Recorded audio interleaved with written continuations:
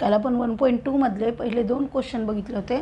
Third क्वेश्चनपासून आपल्याला study करायची आहे, पण ह्याच्यामध्ये एकतर अँगल बायसेक्टर प्रॉपर्टी असेल किंवा बीपीटीचा थेरम असेल किंवा कॉन्व्हर्स ऑफ बीपीटी थेरम असेल किंवा intercept made by 3 parallel lines ह्या प्रॉपर्टीचा यूज असेल. सध्या थर्ड क्वेश्चनमध्ये काय दिलं ते बघूत. In triangle MNP, NQ is the bisector of angle N if MN equal to 5, PN equal to 7, MQ equal to 2.5, then find QP. मग गणितामध्ये काय दिलं, ट्रायंगल MNP ह्या ट्रायंगलमध्ये NQ is the bisector of angle N आणि बायसेक्टरच्या खुणा इथे दिलेले आहेत. MN दिलेलं आहे 5, PN दिलेलं आहे आपल्याला 7 आणि MQ दिलेलं आहे 2.5. फाइंड QP म्हणलं आहे. आता व्हॅल्यू किती आहेत आपल्याजवळ, 1 2 3. माहितीमध्ये काय माहिती आहे, बायसेक्टरची तर आपल्याला दिलेलं आहे की NQ is the bisector of angle N. जर Nचा बायसेक्टर असेल तर आपण यूज करू शकतो angle bisector property MN upon NP equal to MQ upon QP. हे बघा, हे जे बायसेक्टर आहे त्याच्यामुळे इकडे तयार झालेला रेशो कोणता, MQ upon QP equal to MN upon NP. काय लिहिते बघा मी, in triangle MNP NQ is bisector of angle N by angle bisector property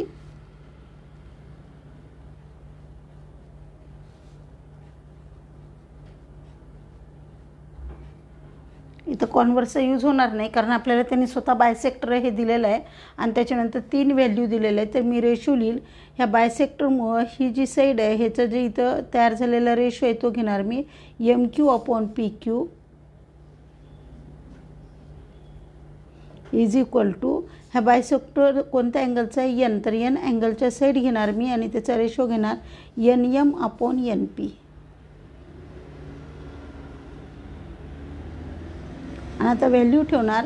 MQ आपल्याला 2.5 दिलं आहे, PQ आपल्याला काढायचं आहे जे माहीत नाही आहे, is equal to 5 upon 7. Cross multiplication करते मी. 5 PQ is equal to 2.5 into 7. आता जर समजा तुम्हाला ही स्टेप न करता डायरेक्टली ही स्टेप जमत असेल की PQ equal to 2.5 into 7 upon 5, तर तुम्ही डायरेक्ट करा. मी 5 सिम्प्लिफाय करते बघा. 5 1 जा 5 आणि 5 जा 25, पण इथं डेसिमल आहे त्याच्यामुळे इथं 5 याच्याऐवजी 0.5 येईल. आता मल्टिप्लिकेशन करते मी. 0.5 इंटू 7 आणि मल्टिप्लिकेशन आलेलं आहे. Therefore PQ equal to 3.5. क्वेश्चनमध्ये आपल्याला दिलं आहे की NQ is the bisector of angle MNP. जर NQ बायसेक्टर असेल तर Q पासून तयार होणाऱ्या ह्या साईडचा रेशो घेईल मी MQ upon PQ is equal to N अँगलचा बायसेक्टर आहे म्हणून N अँगलपासूनच्या साईडचा रेशो घेईल NM अपॉन NP. व्हॅल्यू ठेवलेलं आहे 2.5 upon PQ equal to 5 upon 7. Cross multiplication करते. 5 PQ इक्वल टू 2.5 इंटू 7, कारण 2 फ्रॅक्शनच्या मध्ये इक्वल टूचं साईन आहे.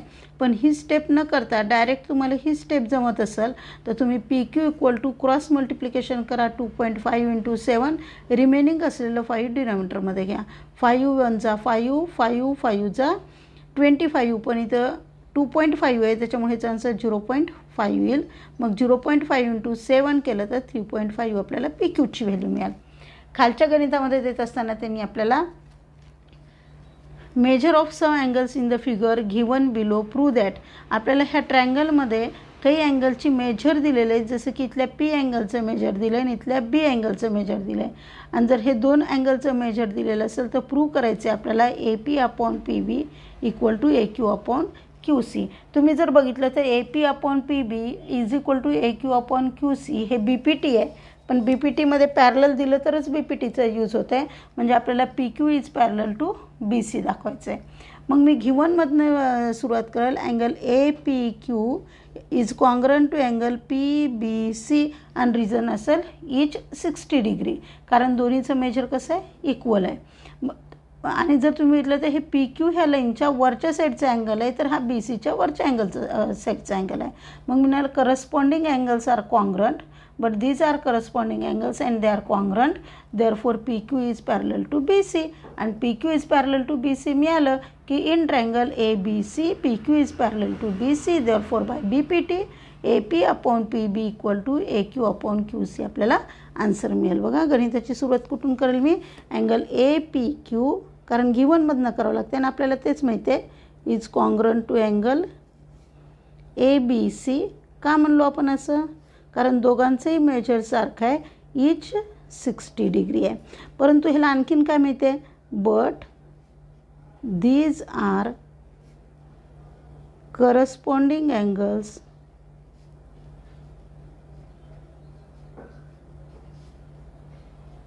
and they are congruent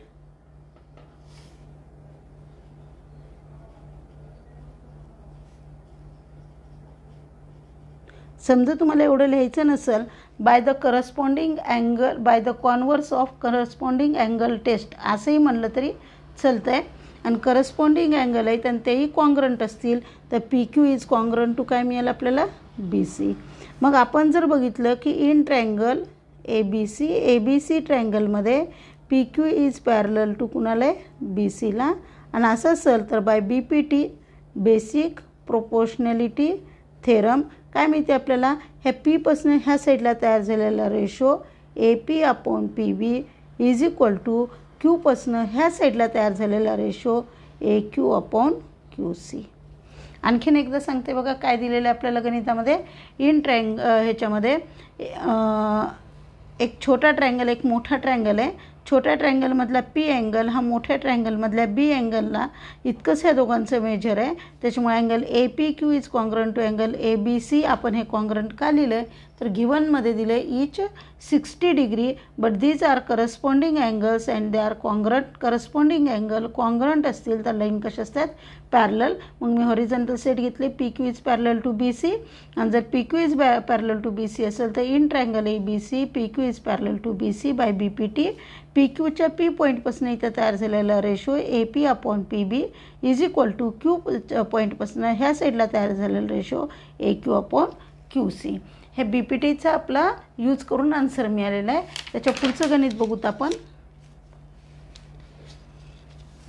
in trapezium ABCD side AB is parallel to side PQ is parallel to side DC. तुम्ही जर बघितलं तर ह्या तीनदा पॅरलल दिलेलं आहे. मग intercept made by 3 parallel lines ह्या प्रॉपर्टीचा आपल्याला यूज करता येते. प्रत्येकदा बघा AB is parallel to PQ is parallel to BC. तिन्ही साईड आपल्याला पॅरलल दिलेले आहेत.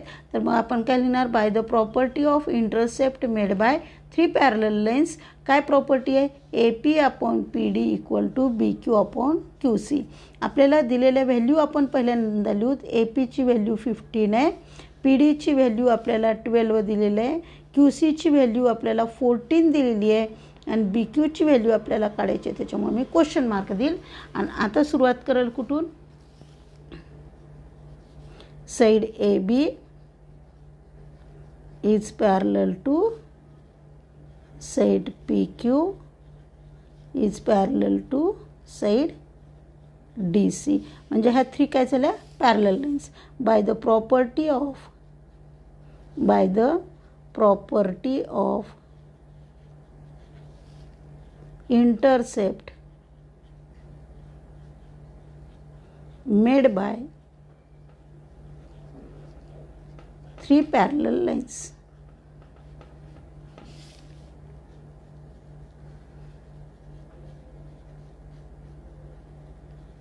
म्हणजे ह्या चॅप्टरमध्ये जनरल आपल्याला सगळीकडे रेशोज घ्यायचे आहेत. तर ह्या 3 पॅरलल साईड आहेत. ह्या साईडला एक रेशो तयार झाला आहे, ह्या साईडला रेशो तयार झाला आहे. म्हणजे हे 2 ट्रान्सव्हर्सलचं काम करणार आहे. तर ह्या साईडवरच्या रेशो इंटरसेप्टचा आणि ह्या साईडवरचा रेशो इंटरसेप्टचा इक्वल असेल. म्हणजे AP upon PD is equal to B Q upon Q C. आता काय करेल मी, व्हॅल्यू ठेवेल.